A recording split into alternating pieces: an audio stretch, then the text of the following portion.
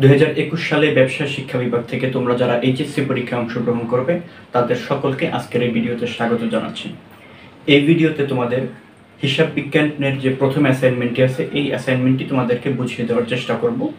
তো প্রথমেই একটি কথা তোমাদেরকে বলবো, সেটি হলো তোমরা কিন্তু অ্যাসাইনমেন্টগুলো সরাসরি ইউটিউব থেকে বা অনলাইন থেকে বা তোমাদের বই থেকে লিখবে না, এখান থেকে তোমরা বুঝে নিতে পারো, এরপরে তোমরা নিজেদের মতো করে লিখবে।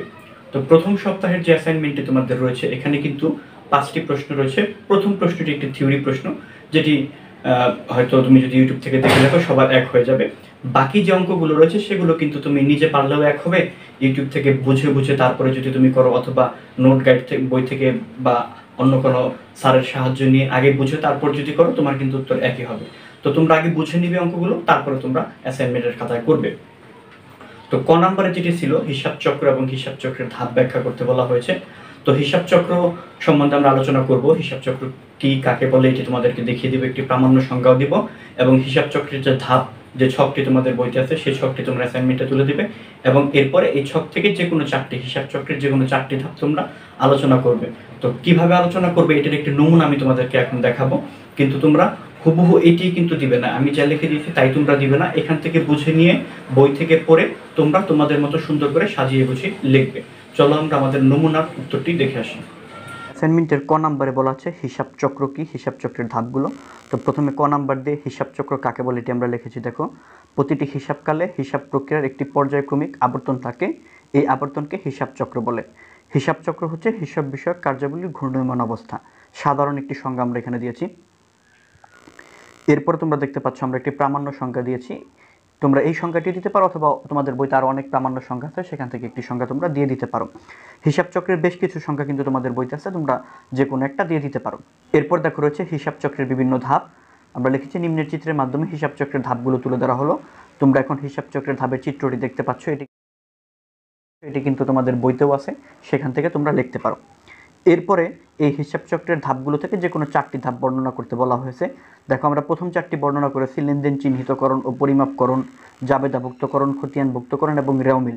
তো এই প্রতিটিতে কিন্তু আমরা 2-3টি করে লাইন লিখে দিয়েছি, এগুলো পড়ে তোমরা তোমাদের বইয়ে এই লাইনগুলো দেওয়া আছে, এগুলো পড়ে সুন্দর করে তোমরা প্রতিটি ধাপ সম্বন্ধে 2-3 লাইন লিখে দিবে, তাহলে কিন্তু হয়ে যাবে। তো এখানে যেগুলো লেখা আছে হুবহু কেউ এগুলো লিখবে না, কেননা তোমাদের নির্দেশনায় কিন্তু বলা আছে, মাউসির নির্দেশনায়, যে সরাসরি বই থেকে বা গাইড থেকে বা সামাজিক যোগাযোগ মাধ্যম থেকে লেখা কিন্তু নিষেধ। এই কারণে তোমরা এখান থেকে লিখবে না, এখান থেকে বুঝে নিয়ে তারপরে তোমরা তোমাদের মতো বানিয়ে লিখবে। খ নম্বরে বলা আছে জুন 2, 5, 9 এবং 20 তারিখের হিসাব সমীকরণের উপর প্রভাব দেখাতে হবে। তো নির্দেশনায় কিন্তু বলা আছে যে প্রারম্ভিক উদ্বৃত্ত সহ নির্ণয় করতে হবে, অর্থাৎ প্রারম্ভিকে যে উদ্বৃত্ত ছিল 31শে মে সেই উদ্বৃত্তগুলো আমাদেরকে নিতে হবে। তো প্রথমে আমরা হিসাব সমীকরণ উপর প্রভাবের ঘরটি এঁকে নিলাম। প্রারম্ভিক উদ্বৃত্ত ছিল নগদ, অফিস সরঞ্জাম, প্রাপ্য হিসাব, এই 3টি সম্পদের ঘরে রয়েছে, এবং বাই পাশে রয়েছে প্রতিটি প্রদেয় বা পাওনাদার হিসাব এবং মালিকানা সূত্রের জন্য মূলধন হিসাব। তো এখন দেখো, আমরা প্রথমে প্রারম্ভিক উদ্বৃত্তগুলো পোস্টিং দিই, যে 2021 সালের 31 মে আমাদের ব্যবসায় উদ্বৃত্ত ছিল নগদ 32,000 টাকা, অফিস সরঞ্জাম 30,000 টাকা, প্রাপ্য 25,000 টাকা, প্রদেয় 18,000 টাকা। এখানেই কিন্তু একটি বিষয় বোঝার, দেখো 4টি উদ্বৃত্ত দেওয়া আছে, কিন্তু পঞ্চম আরো একটি উদ্বৃত্ত কিন্তু আছে যেটি আমাদেরকে নির্ণয় করতে হবে, সেটি হলো মূলধন হিসাব। কেননা এই টেবুলার ছকের বা হিসাব সমীকরণের প্রভাবের 2 পাশ, সম্পদ পাশ এবং দায় এবং মালিকানা সত্ত্ব পাশ কিন্তু মিলতে হবে।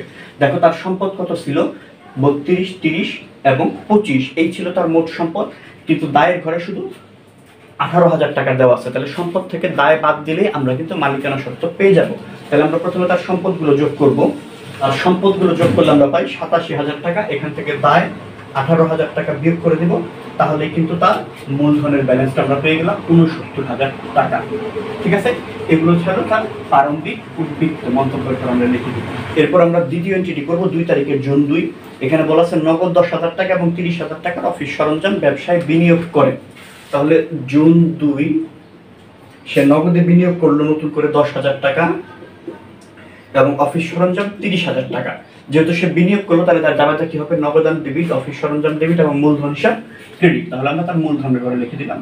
মন্তব্যের ঘরে আমরা লিখতে পারি নতুন বিনিয়োগ বা অতিরিক্ত বিনিয়োগ, অথবা অতিরিক্ত মূলধন লিখতে পারি আমরা, কোনো সমস্যা নেই। এখন আমরা ব্যালেন্স করে দিব। তো তোমরা কিন্তু একটি একটি লেনদেন করার পরও ব্যালেন্স করতে পারো, আবার সবগুলো লেনদেন করেও কিন্তু তোমরা ব্যালেন্স নির্ণয় করতে পারো। তাহলে ব্যালেন্স করলে আমাদের হয় 42, 60, 25, 18 এবং এখানে 1,09,000 টাকা। এরপরে আছে জুন 5, 40,000 টাকার পণ্য বিক্রয় যা 60% নগদে। তো 60% নগদে বললেই কিন্তু বোঝা যায় বাকি 40% বাকিতে। তাহলে 60% যদি নগদে হয় 40,000 60% করি আমরা 24,000 টাকা। তাহলে নগদান হিসাব ডেবিট 24,000 টাকা, বাকি 40% হলো বাকিতে বিক্রি করেছে। তাহলে প্রাপ্য হিসাব ডেবিট ওই 40,000 40% 16,000 টাকা এবং বিক্রয় ক্রেডিট 40,000 টাকা। তো আমরা এটি পোস্টিং দিই জুন 5, নগদান ডেবিট ছিল 24,000 টাকা, তাহলে নগদ টাকা বৃদ্ধি পেল, যেহেতু নগদান সম্পদ হিসাব, সম্পদ ডেবিটে থাকা মানে বৃদ্ধি। এরপর প্রাপ্য হিসাব ছিল 16,000 টাকা, প্রাপ্য হিসাবও ডেবিটে আছে, তার মানে প্রাপ্য হিসাব বৃদ্ধি পেয়েছে, আমরা যোগ করে দিলাম। এবং বিক্রয় আছে ক্রেডিটে, বিক্রয় হলো আয় হিসাব, আয় হলে মালিকের টাকা বৃদ্ধি পায়, তাহলে মূলধন ঘরে আমরা টাকাটা বৃদ্ধি করে দিলাম। দেখো এখানে কিন্তু আমাদের তিনটি এন্ট্রির পোস্টিং হয়েছে, কিন্তু দুটো ছিল ডান পাশে, একটি হলো বাম পাশে। যখন দুই পাশে পোস্টিং হবে হিসাব সমীকরণের উপর বা এই টেবুলার ছকে, বিবরণী ছক যেটি আমরা বলি, যখন দুই পাশে পোস্টিং হবে তখন কিন্তু এক পাশে যোগ হলে অন্য পাশে যোগ করতে হবে। দেখো এই ডান পাশে যোগ হচ্ছে, বাম পাশে যোগ। যেহেতু আমরা মূলধনের ঘরে লিখলাম, আমাদেরকে মন্তব্য লিখতে হবে, আমরা মন্তব্য লিখে দিব আয় বৃদ্ধি, যেহেতু বিক্রয় আয় হিসাব। তো এখন আমরা ব্যালেন্সটা নির্ণয় করি।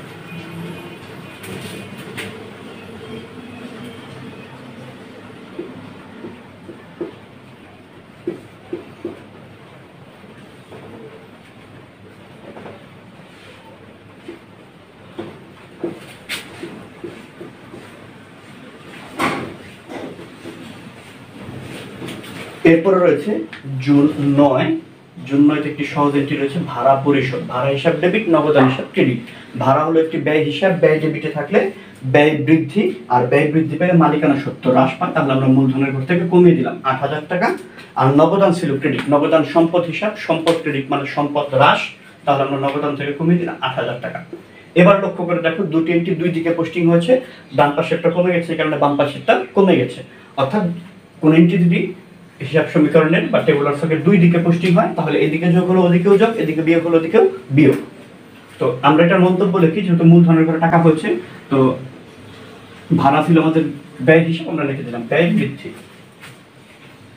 এখন উদ্বৃত্ত নির্ণয় করবো আমরা। সর্বশেষ যেটি রয়েছে জুনের 20 তারিখ, ঘোষের নিকট থেকে ক্রয় 9,000 টাকা, যার 50% নগদে এবং 50% বাকিতে।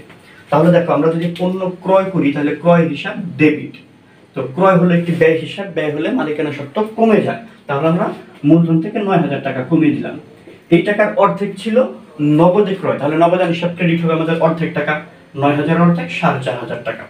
আর বাকি অর্ধেক ছিল বাকিতে, তাহলে বাকিতে ক্রয় করলে পাওনাদার হিসাব বা প্রদেয় হিসাব আর ক্রেডিট। প্রদেয় হলো দায় হিসাব, দায় ক্রেডিটে থাকা মানে কি দায় বৃদ্ধি, তাহলে এটা আমরা পাওনাদার বা প্রদেয় হিসাবের সাথে যোগ করে দিলাম। যেহেতু আমরা মূলধনের ঘরে লিখলাম, আমাদের মন্তব্য লিখতে হবে, মন্তব্য লিখে দিলাম আমরা ব্যয় বৃদ্ধি।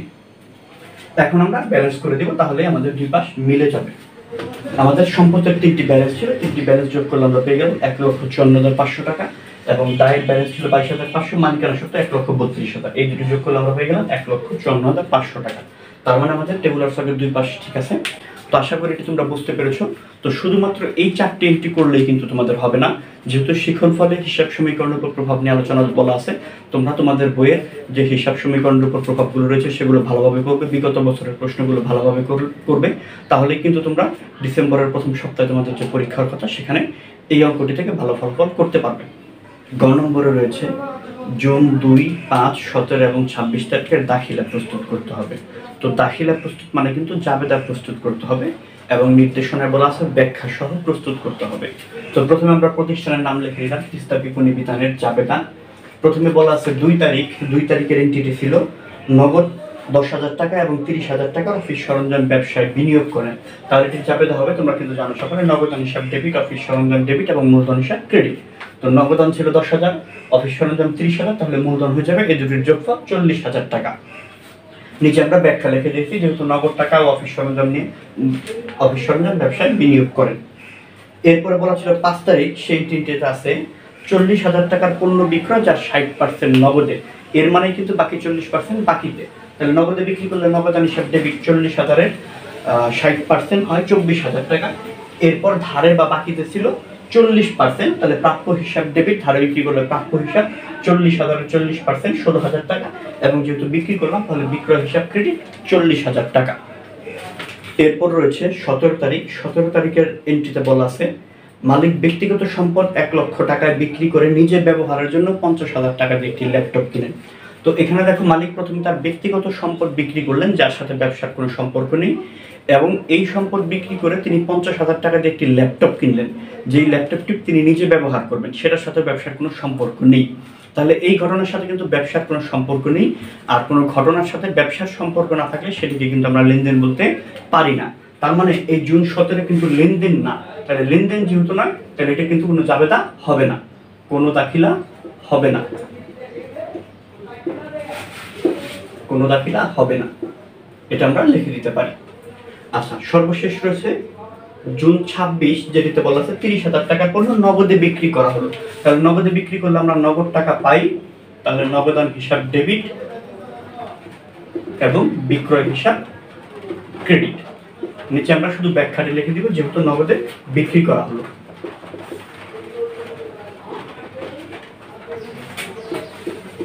যেহেতু